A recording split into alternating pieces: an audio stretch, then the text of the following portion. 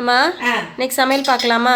பார்க்கலாம் வாப்பா. அதுக்கு முன்னாடி நம்ம செல்லப்பிள்ளை சால்வி சேனலை சப்ஸ்கிரைப் பண்ணுங்க, லைக் பண்ணுங்க, கமெண்ட் பண்ணுங்க, ஹைப் பண்ணுங்க மறக்காம. வாங்க வீட்டுக்குள்ள போலாமா? ஓகே. அம்மா வந்து சால்விக்கு காலையில் சாப்பாடு கட்டிட்டு இப்போ நமக்கு ரெடி பண்ணிட்டேன். மற்றதெல்லாம் எக்ஸ்ட்ரா ரெடி பண்ணியிருக்கேன் நமக்காக. அப்புறம் வந்து அதான் சால்விக்கு பருப்பு டால் வச்சு தானே கொடுத்தேன், அதே தான் நமக்கும் நம்மளும் ஊற்றிக்கிடலாங்க.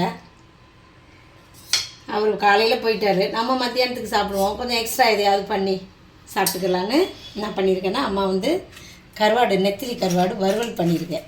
இந்த டாலுக்கு வந்து இந்த மாதிரி கருவாடு சாப்பிட்டா சூப்பராக இருக்கும். அப்புறம் அந்த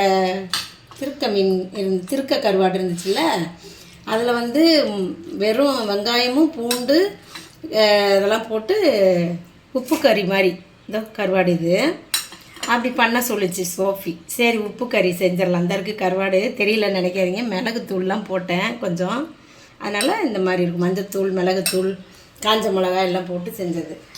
அப்புறம் பீன்ஸு பொரியல் அதுவும் செஞ்சாச்சு.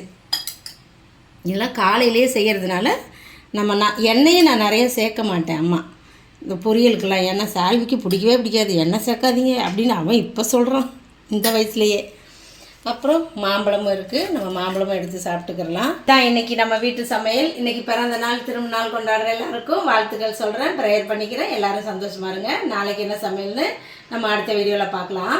பாய்.